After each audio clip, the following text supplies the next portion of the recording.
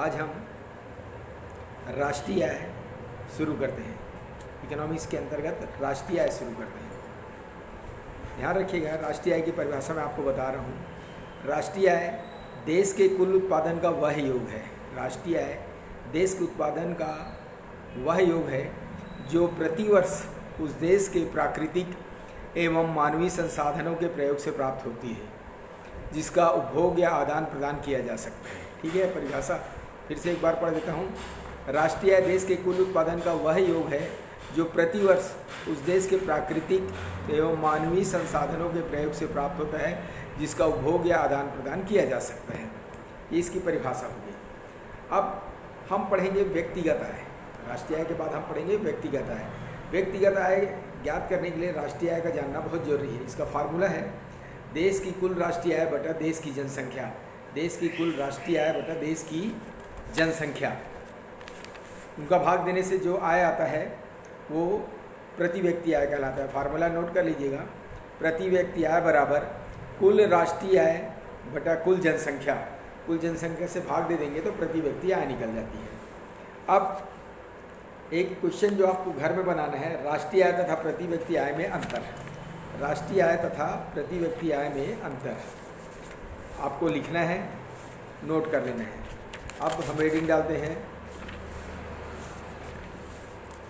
राष्ट्रीय आय का महत्व। राष्ट्रीय आय का महत्व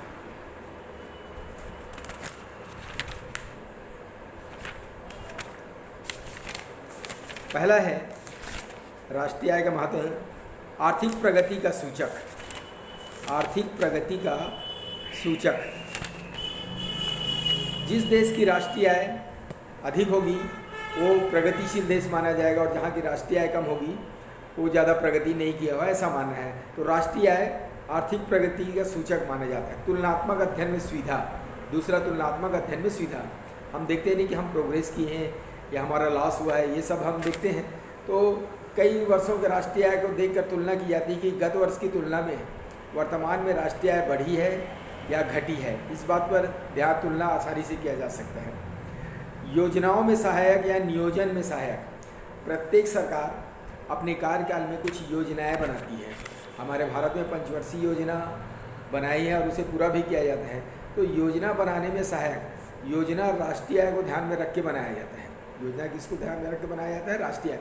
हम बहुत बड़ी बड़ी योजना बना लेंगे और हमारी राष्ट्रीय आय कम रहेगी तो फिर कहाँ से उसको पूरा किया जा सकता है? तो योजना बनाने में राष्ट्रीय आय सहायक होती है। करारोपण में सहायक।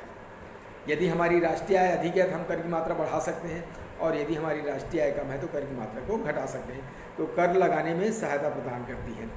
राष्ट्रीय कल्याण